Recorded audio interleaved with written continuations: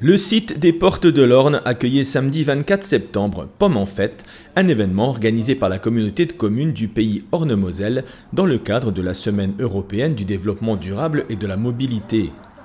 Plusieurs animations étaient au programme de cette grande première, avec notamment un marché du terroir qui a permis aux artisans locaux de présenter leur savoir-faire, qu'ils soient artistiques ou gastronomiques, des ateliers jeux en bois qui ont ravi jeunes et moins jeunes, des ateliers découvertes d'outils d'une autre époque, ou encore différentes formations dont la sécurité en trottinette électrique. Présent également lors de cette manifestation, le CODEV, le comité de développement de la communauté de communes, a saisi l'opportunité de parler de lui par le biais de son président, M. Michel Henry.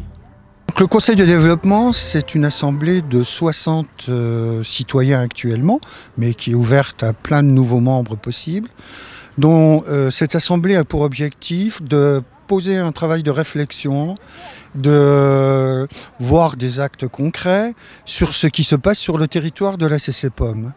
Ces réflexions, elles sont soit demandées par les élus, soit elles sont décidées par les membres du conseil de développement.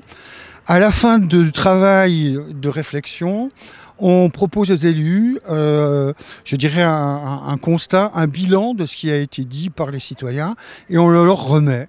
Libre à eux après de décider comment ils l'utilisent, s'ils le mettent en pratique, s'ils modifient certains de leurs comportements. Mais en tout cas, la voix des citoyens du territoire aura été entendue.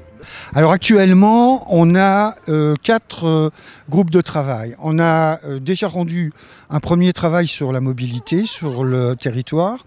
Donc un travail qui s'oriente aussi vers tout ce qui est piste cyclable dans la mobilité et handicap. En ce qui concerne les autres thématiques, la transition écologique est un point qui nous intéresse énormément, l'emploi et la culture. De nombreuses personnes ont fait halte au stand du CODEV, certaines ont répondu à des questionnaires permettant de faire avancer ces investigations, d'autres ont sauté le pas en décidant de le rejoindre. Alors, l'objet de notre présence ici, c'est essentiellement de se faire connaître. Il faut que les citoyens du territoire sachent que ça existe et qu'ils ont cette possibilité de pouvoir s'exprimer. C'est aussi pour nous l'occasion de recruter en quelque sorte, puisque depuis le début de la matinée, on a déjà quand même 3 nouvelles personnes qui sont intéressées par le conseil de développement, ce qui est pas mal. Et plus on est nombreux, plus on pourra faire entendre notre parole. Que les choses soient claires, on n'a pas de pouvoir de décision et on ne fait pas de politique.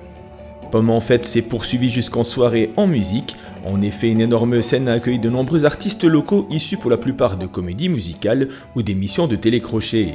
Citons Christophe Delcroix, Lisa Dan, Maximilien Philippe ou encore David Bagne qui ont conclu cette première édition de la plus belle des manières. Sur le petit nuage, il reste de la place, même s'il faut se serrer.